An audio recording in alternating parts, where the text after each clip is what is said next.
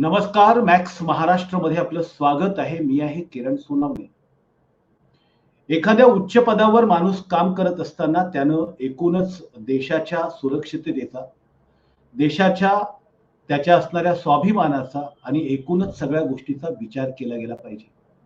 पण मात्र उच्च पदात असणारे अधिकारी ज्याच्यावरती भारत सरकार कोट्यावधी रुपये खर्च करते, लाखो रुपयांचा पगार देते, त्यांच्यासाठी अनेक प्रकारच्या सोयी सुविधा म्हणजे घरात असणाऱ्या स्वयंपाक करणाऱ्या नोकरापासून तर त्यांचे गाडी आणि कपडे धुणाऱ्या कामगारापर्यंतची सगळ्या सुविधा त्यांना पुरवली जाते. त्यांना एक अधिकार दिला जातो आणि त्या अधिकाराच्या ह्याच्याने त्यांनी देशासाठी आपलं समर्पण द्यावं. आपल्या ज्ञानाचा, आपल्या बुद्धीचा, कौशल्याचा वापर हा देशाच्या साठी व्हावा. पण मात्र काही काही बदमाश लोक, जी लोक देशाशी गद्दारी करतात, देशाची गद्दारी करायला सुद्धा पुढे पुढे पाहत नाही. असंच एक प्रकरण नुकतंच DRDO म्हणजे development directorate of research development organisation याच्यातून समोर आलेले आहे.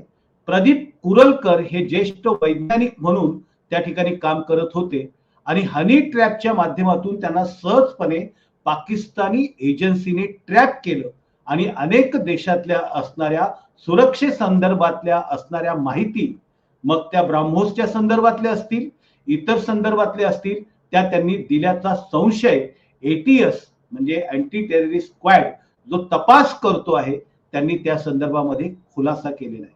वास्तविकता एवढ्या मोठ्या पदावर गेलेल्या माणसानं एखाद्या झारा दासगुप्ता नावाच्या कुठल्या तरी महिलेचा मेसेज आला आणि त्याच्यावरनं हनी ट्रॅप मध्ये अडकावं, ही अत्यंत घातक देशद्रोही पद्धतीची कृती आहे. आणि या देशद्रोही कृतीपेक्षाही हा जो प्रदीप कुरलकर आहे याचे संबंध या संदर्भामध्ये RSS म्हणजे राष्ट्रीय स्वयंसेवक संघाशी असल्याचं सुद्धा पुढे आलेलं आहे. इतकंच नाही तर प्रदीप कुरलकर यांच्या अनेक मुलाखतीमधून त्यांनी संघाचं गौरवीकरण केलेलं आहे. इतकंच नाही तर संघाच्या अनेक आणि भाजपच्या अनेक कार्यक्रमांमध्ये हे प्रदीप कुरलकर नावाचा हा जो स्वतःला वैज्ञानिक होता त्यानं तिथे सहभाग घेतलेला आहे. मोठ्या मोठ्या बाता आणि देशभक्तीचा मुखवटा चढून तो बोललेला आहे आणि आता मात्र तो ATSच्या जाळ्यात आहे आणि ATS त्याच्याकडनं वेगवेगळ्या प्रकारची माहिती जमा करतो.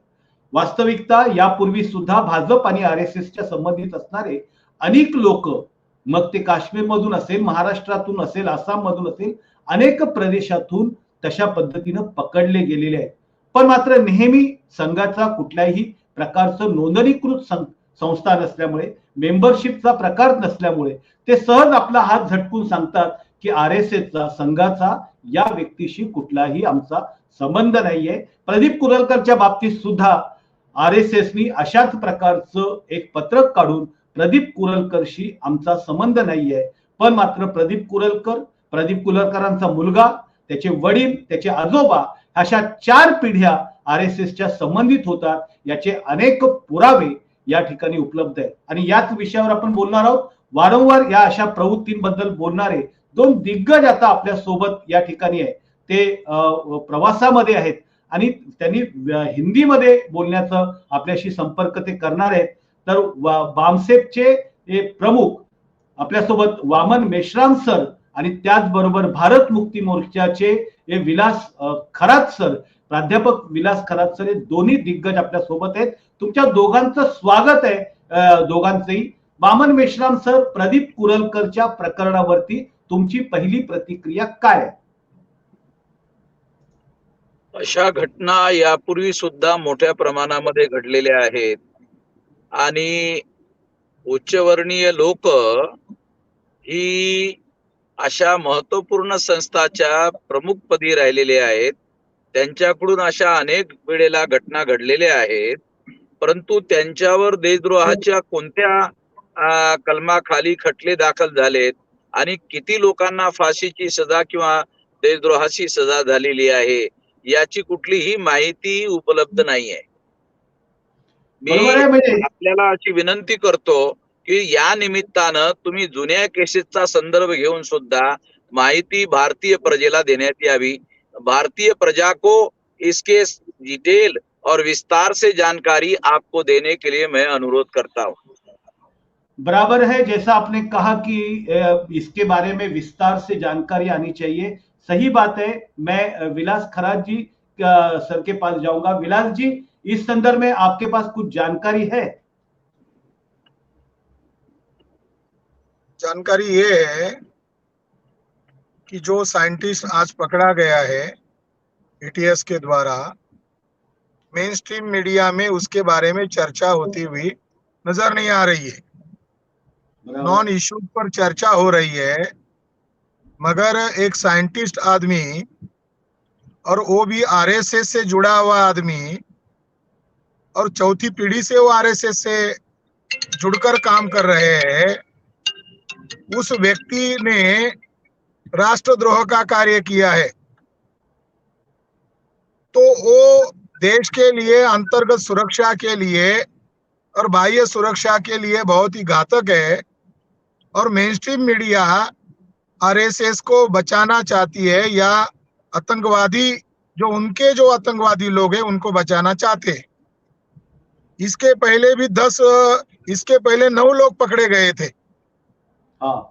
एक अच्युतानंद मिश्रा थे, एक निशांत अग्रवाल थे, एक निर्मल रे नामक व्यक्ति है, माधुरी गुप्ता है, सोमवीर सिंह है, और ध्रुव सक्सेना है, सज्जन तिवारी है, संदीप शर्मा है, पंकज शर्मा है, और अभी डॉक्टर प्रदीप कुरुलकर है।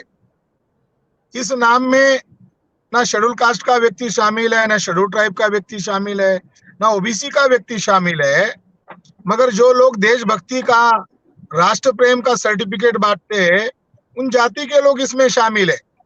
और उसमें भी खास बात, ये सारे के सारे लोग संघ परिवार से जुड़े हुए लोग हैं। इसीलिए ये देश के लिए बहुत ही घातक संस्था है आरएसएस। ये देश विरोधी संस्था है। और इसके पहले जो पकड़े गए लोग हैं, इनको राष्ट्रद्रोह के मुकदमे पर सूली पर चढ़ाया जाना चाहिए था। पकड़े जरूर गए, मगर आगे क्या हुआ पता नहीं। और मीडिया इस मुद्दे को हाइड कर रहा है। तो ये आरएसएस के प्रदीप कुरुलकर के बारे में भी भविष्य में क्या पिछले लोगों की तरह ही उनको बचाया जाएगा क्या, ये सवाल है। सही बात है। अगर यहाँ पर कोई अल्पसंख्यक गुट का कोई व्यक्ति रहता था जिसका नाम खान या शेख रहता था, तो शायद अभी तक की जो मेन स्ट्रीम मीडिया है, उनके घर से लेकर बिस्तर तक से लेकर उसके बीवी बच्चे और तमाम लोगों को तो देकर उनकी सारी जानकारियां देती थी। लेकिन अभी हम लोग जो खबरें देख रहे हैं उसमें आरएसएस का क्या संबंध है? आरएसएस में ऐसे कोई किसी भी संगठन में इस तरह के संस्कार नहीं दिए जाते हैं। ऐसी लिपापोती करने की बातें आमतौर पर दिखाई देती है। मैं वामन मेश्राम जी से पूछना चाहूंगा कि ये जो प्रवृत्ति है, ये जो आरएसएस इस तरह से सारे लोग उनके सामने आ रहे हैं, तो उनका एजेंडा क्या है इस बात को लेकर, और ये इनका प्रोटेक्ट करते, जैसे कि कई बम स्फोट में भी ये ऐसे हिंदुत्ववादी संगठन के लोग पकड़े गए हैं, उनके ऊपर मुकदमे चल रहे हैं, कई लोगों के ये हत्याओं में उनका नाम आया हुआ है, उनके ऊपर मुकदमे चल रहे हैं, लेकिन उसकी बात या उसको लेकर कोई भी बात सामने नहीं आती है। क्या कहोगे वामन जी? मेरा ये कहना है कि आरएसएस के लोग, अर्थात जो 3.5% ब्राह्मण है, वो इस देश में अपने संख्या के बल पर राज्य सत्ता पर काबिज नहीं हो सकते, राज्य सत्ता पर नियंत्रण स्थापित नहीं कर सकते। वो नियंत्रण करने के लिए हिंदू मुसलमान का ध्रुवीकरण कराना जरूरी है। और अगर हिंदू मुसलमान का ध्रुवीकरण कराना है और मुसलमान राष्ट्रद्रोही कार्यों में अगर पकड़े नहीं जाएंगे, तो हिंदू मुसलमान कैसे किया जाएगा? ये ब्राह्मणों के सामने संकट रहता है। इसलिए क्या करते हैं ब्राह्मण, आरएसएस खुद ही ऐसे घटना करवाती है और मीडिया के द्वारा हिंदू मुसलमान का प्रॉब्लम खड़ा करती है, और मुसलमान इसमें शामिल है ऐसा कहती है। वो ये एविडेंस इस बात का सबूत है कि वो खुद ही ऐसे करते रहते हैं, और प्रोपोगंडा में मुसलमानों को पकड़ लेते हैं। पुलिस महानिरीक्षक एसएम मुसरी साहब ने ये किताब लिखी है, कि उसमें ब्राह्मण बॉम्ब्ड एंड मुस्लिम हैंग, यानी ब्राह्मण लोग बॉम्ब डालते हैं और मुस्लिम लोगों को इसके लिए पकड़ा जाता है। तो ये सारी बातें सबूतों के साथ आई हुई है। तो उसके पीछे हिंदू मुसलमान का ध्रुवीकरण कराने का मकसद है। और हिंदू मुसलमान का ध्रुवीकरण करने से क्या होता है कि जो आरएसएस की हिंदू की थ्योरी है, हिंदुत्व की थ्योरी है, उसके आधार पर एससी एसटी ओबीसी को मुसलमानों के विरोध की प्रतिक्रिया में उनके वोट हासिल करके राज सत्ता पर कब्जा किया जा सकता है। ये इसलिए ऐसे करवाते हैं, ये करवाने का काम यही करते हैं और मीडिया के द्वारा मुसलमानों को डिफेम किया जाता है। इसमें मुसलमान शामिल नहीं होते। ये उदाहरण इस बात का सबूत है। बराबर। लेकिन फिर इनका एक तो समझो ये मालूम आया कि हिंदू और मुसलमानों का ध्रुवीकरण करके सत्ता हथियाने का एक मामला सामने आया, और इनका एजेंडा क्या हो सकता है, आगे का एजेंडा क्या है? देखो, क्योंकि आम मुख्य एजेंडा क्या है? मुख्य एजेंडा जब राज्य सत्ता पर, केंद्र की सत्ता पर कब्जा हासिल करने के बाद फिर केंद्र सरकार के द्वारा जो करना है वो सारा का सारा किया जा सकता है ना। अगर एक बार केंद्र की सत्ता पर कब्जा हो गया, वो कब्जा होने के बाद सीक्रेटली वो सारा काम किया जा सकता है। उसके लिए गुपचुप तरीके से बोलने की जरूरत ही नहीं है। फॉर एग्जाम्पल, इतने अभी इतने ओबीसी की 52% संख्या है, उसकी गिनती ही नहीं कर रहे। ये तो केंद्र की सत्ता पर कब्जा करने के बाद ये पॉसिबल है ना उनको ऐसा करना। सही बात, बराबर। सुनो नहीं जी, हाँ, इस बारे में मैं एक जानकारी देना चाहता हूँ जो ऑन रिकॉर्ड गवर्नमेंट की जानकारी है।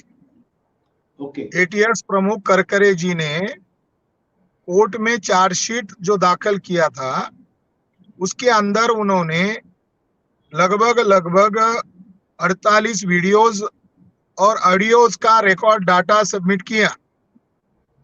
और फरीदाबाद में जो गुप्त मीटिंग हुई उसका आधार देकर आरएसएस के 13-14 लोग हैं, उनके ऊपर राष्ट्रद्रोह का मुकदमा दर्ज किया गया। केवल बम ब्लास्ट का मुकदमा दर्ज नहीं किया गया, राष्ट्रद्रोह का मुकदमा दर्ज किया गया। और उस चार्जशीट में और उस एफआईआर में ये बात दर्ज है कि आरएसएस के लोग बम ब्लास्ट कर रहे थे, इनका मुख्य एजेंडा क्या है, ये ऐसा क्यों करना चाहते हैं। तो उस मीटिंग में फरीदाबाद 2008 में जो मीटिंग हुई, उस मीटिंग में बीजेपी के लोग भी शामिल थे, बीजेपी के एमपीज भी शामिल थे। और उस मीटिंग में लेफ्टिनेंट कर्नल प्रसाद पुरोहित ने, एक एमपी बीच में आ गए, उनका इंट्रोड्यूस किया कि ये बीजेपी के माननीय सांसद है और ये पूर्व में प्रचारक रह चुके हैं आरएसएस के। उस मीटिंग में ये भी डिस्कशन किया कि मेरी कई बार सरसंघ चालक मोहन भागवत के साथ मीटिंग हुई है बम ब्लास्ट के ऑब्जेक्ट के बारे में। और उसमें कोई सिंह नामक व्यक्ति उत्तराखंड का, वो पूछ रहा है कि ब्राह्मणों की सत्ता आती है, कांग्रेस की सत्ता है तो ब्राह्मणों की सत्ता है, हम क्यों बम ब्लास्ट करेंगे, आखिर में हमको हमारा अचीवमेंट क्या रहेगा। तो लेफ्टिनेंट कर्नल प्रसाद पुरोहित ने जवाब दिया, हमें भारत का संविधान मानना ही नहीं है, नॉकिंग डाउन। हमें भारत के संविधान को खत्म करने के लिए प्रोपेगेंडा करना है कि बम ब्लास्ट हो रहे हैं क्योंकि इसके लिए संविधान जिम्मेदार है। संविधान को खत्म करना ये मुख्य ऑब्जेक्ट उसने बताया। दूसरा ऑब्जेक्ट उसने बताया जो आज आरएसएस के लोग हिंदू राष्ट्र चिल्ला रहे हैं, उस मीटिंग में उसने कहा हमको हिंदू राष्ट्र बनाने वाले नहीं है, हम मनुस्मृति के आधार पर ब्राह्मणों का राष्ट्र बनाने वाले हैं। ये इंपॉर्टेंट बात है जो आरएसएस लोगों को मूर्ख बनाने के लिए जिन बातों का शब्द खेल करके इस्तेमाल करते हैं, उनके गुप्त मीटिंग में कहा हम 14 स्मृति को इकट्ठा करेंगे, लगा तो मनुस्मृति को लागू करेंगे। उसने आगे ये कहा ब्राह्मण इस देश के नहीं है। उस मीटिंग में उसने कहा हम बम ब्लास्ट क्यों कर रहे हैं? तो उसने, पुरोहित ने खुले तौर पर, क्योंकि वो एक ही जाति बिरादरी के लोग थे, तो उसने कहा we will fight this constitution, we will fight this nation, because this nation is not ours. ये बम ब्लास्ट क्यों कर रहे थे? उनकी गुप्त मीटिंग में कहा ये भारत हमारा नहीं है, तो इस देश पर अगर कब्जा करना है तो ऐसा देशद्रोही कृत्य करके ही लोगों को अलग मुद्दे में उलझाया जाएगा, और ब्राह्मण लोग फिर देशभक्ति का सर्टिफिकेट बांटेंगे।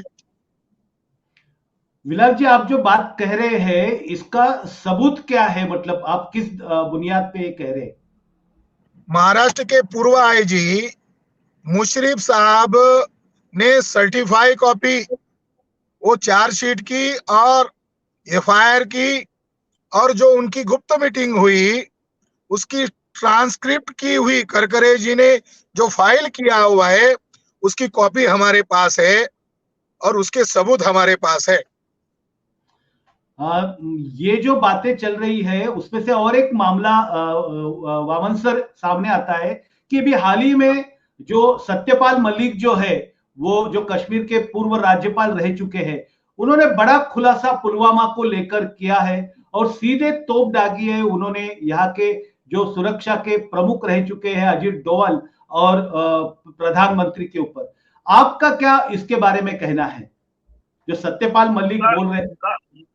उस समय भी मैंने ये बात कही थी, मेरा रिकॉर्ड अवेलेबल है, पाकिस्तान की टीवी ने भी ये दिखाया था, और नरेंद्र मोदी ने मेरे वीडियो का रेफरेंस दे करके अपने भाषण में संदर्भ दिया था। मैंने उस समय कहा था कि ये कृत्य जो है ये चुनाव जीतने के लिए और हिंदू मुसलमान का मामला खड़ा करने के लिए किया गया था। ये उस समय कहा था मैंने, गायकवाड़ जी। हाँ, लेकिन फिर मेश्राम जी, ये जो बातें हैं कि ये जो लोग सत्ता और देश में सामने ये राष्ट्रवाद और देशभक्ति और ये सारी बातें कह के इतना बड़ा झमेला देश भर में खड़ा करते हैं, तो लोगों को ये बातें समझ में नहीं आती इतने सालों में। अरे मीडिया मीडिया इसके बारे में चुप्पी लगा देता है। मीडिया, मास मीडिया जो है वो जब तक लोगों को जागृत नहीं करेगा मालूम कहां से होगा। और एक एक तरीका ये है गायकवाड़ जी हाँ, कि मीडिया से जानकारी छुपाया जाना एक बात है, दूसरी बात क्या है, दूसरा ही कोई नया मुद्दा खड़ा कर देने का, तो सारे ओके, लोगों का अटेंशन जो है उस मुद्दे से डाइवर्ट हो जाता है। ओके, तो जो बात, जो जानकारी लोगों को जाना चाहिए, जिसके विरोध में विद्रोह खड़ा हो सकता है, वो सारा का सारा मामला डाइवर्ट हो जाता है। सारा बराबर, media, electronic media, print media, वो डाइवर्शन के काम में लग जाता है। बराबर है। अभी ये लेकिन जो फिर ये जिसको पकड़ा गया उसके बारे में जो मेन स्ट्रीम मीडिया है चुप्पी लगा के बैठा हुआ है, और कोई और मुद्दा खड़ा करके उसको डाइवर्ट कर देंगे।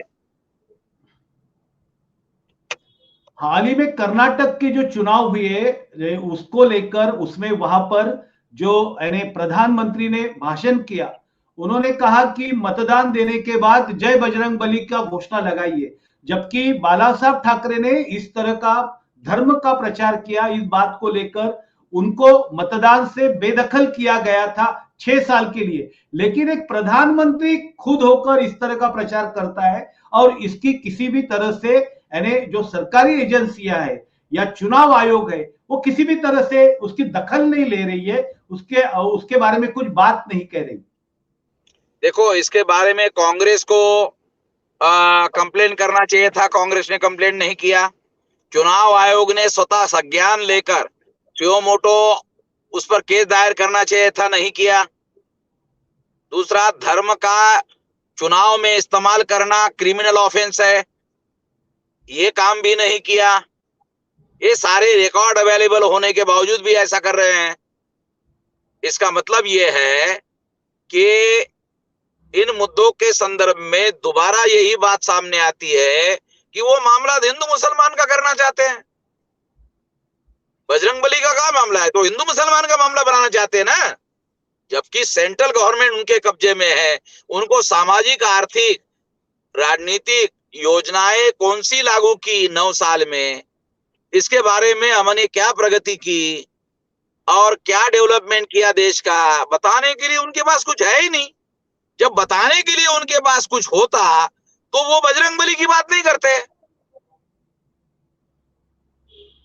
तो फिर ये जो अभी समझो आरएसएस है या भाजपा है, इतने बड़े लोगों का समर्थन पाने में यशस्वी हो जाती है, लेकिन बहुजनों की इतनी सारी संगठन जो है या खुद को बहुजनों के पक्ष कहते हैं, उनके पास इतनी बड़ी भीड़ इकट्ठा नहीं हो रही है, उनके पास लोग नहीं आ रहे। क्या कारण है उनका मजबूत संगठन खड़ा नहीं होने के? मास मीडिया मास मोबिलाइजेशन के लिए जरूरी होता है। आप मीडिया में होने के बावजूद भी आप इस बात को नहीं समझ रहे मान्यवर। मास मीडिया मोबिलाइजेशन के लिए जरूरी होता है, और मास मीडिया के ना होने की वजह से करोड़ों लोगों तक सच्चाई की खबरें नहीं जाती है। या जो जैसे ईवीएम में घोटाला होता है, सुप्रीम कोर्ट ने फैसला दिया, किसी मास मीडिया के खबर वालों ने, अखबार वालों ने कोई खबर छापा क्या? ईवीएम के द्वारा ये घोटाला करके चुनाव हो रहा है, सुप्रीम कोर्ट ने निर्णय दिया 8 अक्टूबर 2013 को, कोई खबर ही नहीं छापा। अब खबर ही नहीं छापा तो लोगों को मालूम कैसे होगा?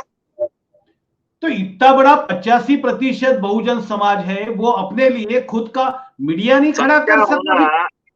देखो गायकवाड़ जी, संख्या होना और जनमत होना दो अलग बातें नहीं जानते क्या आप?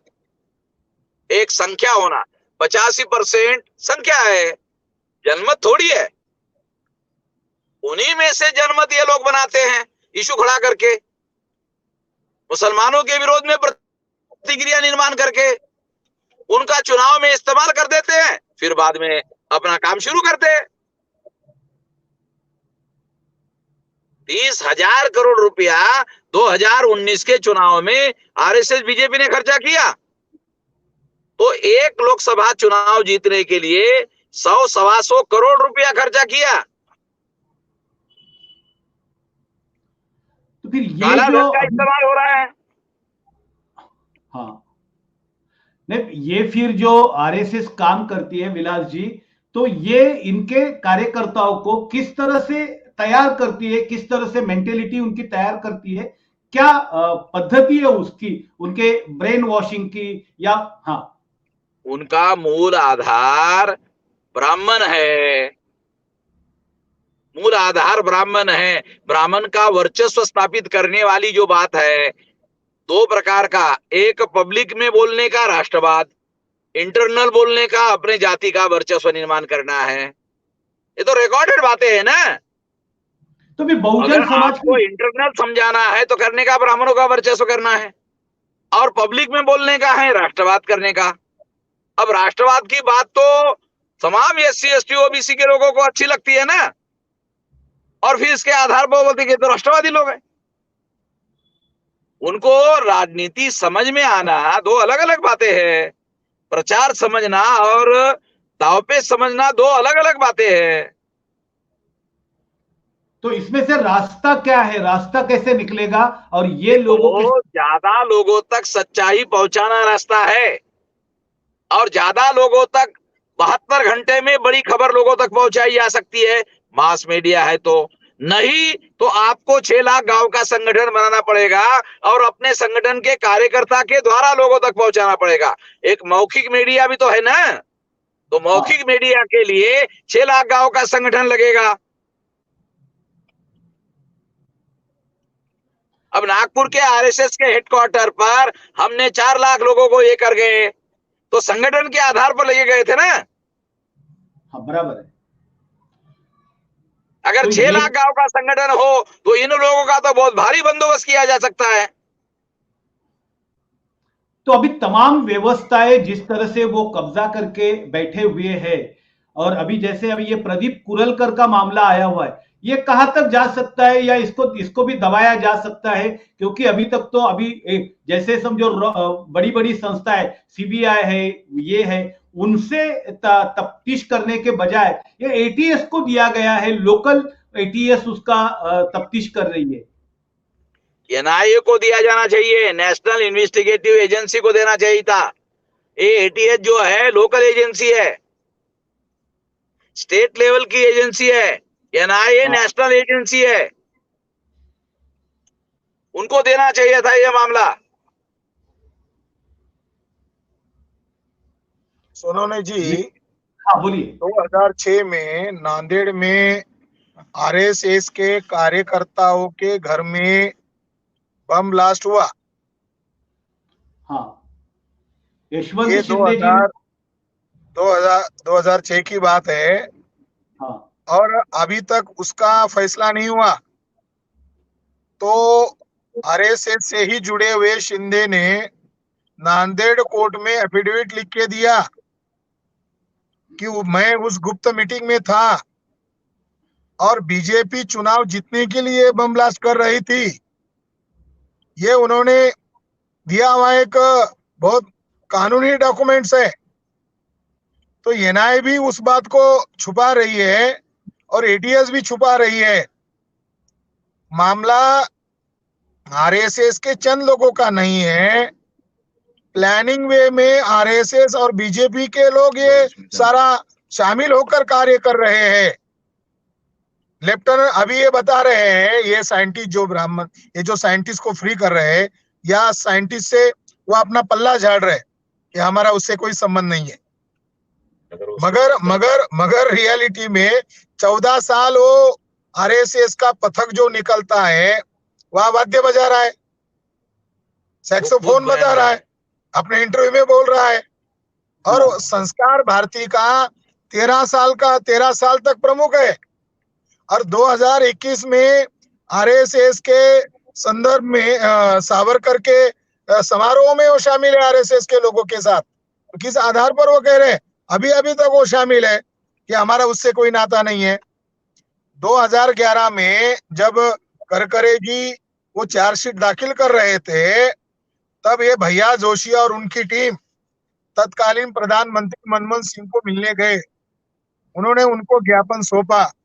मीडिया वालों ने पूछा कि किस लिए गए, तो उन्होंने ये जानबूझकर मीडिया को जानकारी दिया कि लेफ्टिनेंट कर्नल प्रसाद पुरोहित को, प्रज्ञा ठाकुर को, ये इंद्रेश कुमार जो टेररिस्ट के नाम सामने आए हैं इनको रिहा नहीं किया जाए। भैया जोशी मरे नहीं है, भैया जोशी जिंदा है, भैया जोशी को इसका जवाब देना चाहिए। 2011 में आप तत्कालीन प्रधानमंत्री को कह रहे हो कि इनको रिहा करोगे तो सरसंघ चालक की जान को खतरा है, और आज वही लोग बीजेपी ईवीएम का घोटाला करके सत्ता में आते ही उनको केवल रिहा नहीं किया बल्कि रमेश उपाध्याय को उत्तर प्रदेश से चुनाव लड़ने के लिए अनुमति दी जाए, ऐसी वकालत किया गया बीजेपी और आरएसएस के लोगों के द्वारा जब जेल में था। और लेफ्टिनेंट कर्नल प्रसाद पुरोहित तो अभी बाहर है, है, वो भी बीजेपी की एमपी है। जिसके संदर्भ में आप कह रहे थे कि आरएसएस की चीज को मारने वाले हैं, आज आप बीजेपी का एमपी के तौर पर उसको चुन रहे हो। तो ये देश के लिए आरएसएस संगठन है, ये देश के लिए अत्यंत घातक है और इसके बारे में मीडिया को बचाने का ही कार्य कर रही है। तो कोई विपक्ष लड़ता हुआ दिखाई दे रहा है। कांग्रेस के कार्य लोग पकड़े गए थे, जितने सारे लोग पकड़े गए अंतरराष्ट्रीय आतंकवादी ग्रुपों के साथ, ये चाहते तो बैन कर सकते थे।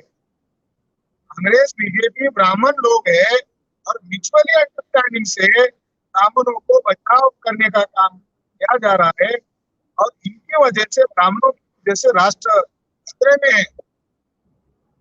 कांग्रेस वाले कह रहे हैं बजरंग दल पर पाबंदी लगाएंगे, ये कांग्रेस की मूर्खता है। आरएसएस पर पाबंदी लगाएंगे ऐसा कहना चाहिए। क्यों, बजरंग दल का बाप दादा तो आरएसएस है, बराबर। बाप दादा को पकड़ना चाहिए ना, ये तो बच्चे है बजरंग दल वाले। कुछ मीटिंग में ये कहा हमारा इसराइली के साथ है,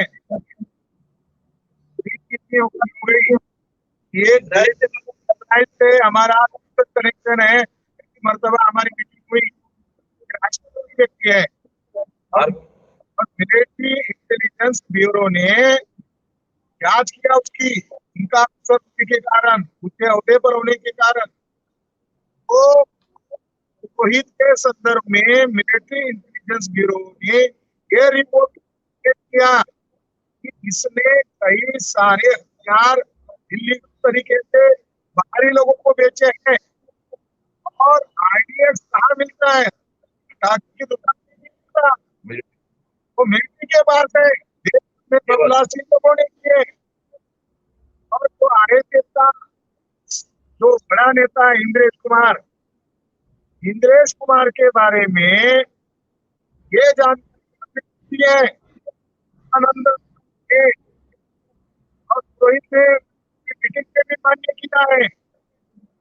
50 में संघ कार्यालय गया था, से मेरी मुलाकात हुई। इंद्रेश को 50,000 रुपए कैश दिए।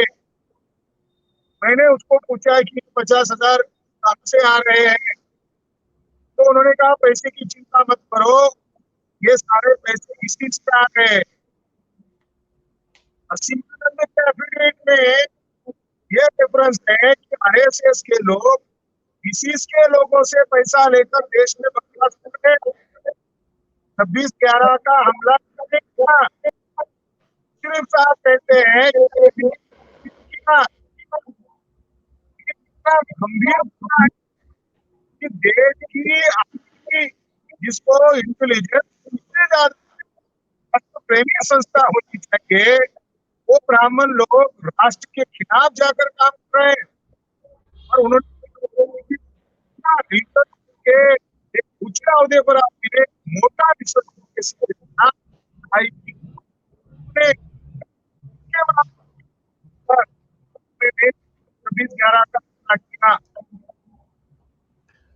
तुमचा आवाज सगळा ब्रेक होतो आहे, आवाज व्यवस्थित येत नाही, नेटवर्कचा काहीतरी इश्यू आहे असं वाटतंय। मी शेवटच्या प्रश्नाकडे वामन मेश्राम सरांकडे येतोय। वामन मेश्रामजी, जर समजा आपल्या देशातलं सगळ्यात प्रमुख संघटन ज्याला म्हटलं जातं आरएसएस भाजपा जे सत्तेमध्ये तेच राष्ट्राबद्दल असं जर काम करत असेल तर यातनं लोकांनी नेमका काय केलं पाहिजे? लोकांनी या विरोधामध्ये संघटित झालं पाहिजे आणि या देशाची रक्षण करण्याची जबाबदारी आपल्यावर घेतली पाहिजे। भरोशावर देश रक्षणाची जबाबदारी त्यांच्यावर नाही सोपवली पाहिजे। ते नॅशनलिस्ट नाही आहेत आपले शिक्के लोक, ते प्रोपगंडिस्ट आहेत, ते प्रचारवादी लोक आहेत, ते राष्ट्रवादी लोक नाही आहेत। ते केवळ राष्ट्रवादाचा प्रचार करतात पण 24 तास राष्ट्रद्रोहीचं काम करत राहतात। ओके, धन्यवाद वामन मेश्राम सर आणि विलास खरात सर, तुम्ही मॅक्स महाराष्ट्राच्या सोबत तुमच्या प्रवासामध्ये असताना अतिशय बहुमूल्य असा वेळ दिला आणि एकूणच महत्वाच्या विषयावरती तुम्ही चर्चा केली। हे होते म्हणजे बामसेपचे राष्ट्रीय अध्यक्ष आणि भारत मुक्ती मोर्चाचे नेते असे दोघं जण आपल्या सोबत या चर्चेमध्ये सहभागी। आपण प्रदीप कुरलकर हा DRDOचा वैज्ञानिक जो आहे, जो हनी ट्रॅप मध्ये पकडला गेला त्याच्या संदर्भात चर्चा करत होतो। एकूणच अनेक खुलासे जे आहेत ते विलास खरात सर असतील आणि वामन मेश्राम सर यांनी केलेले आहे।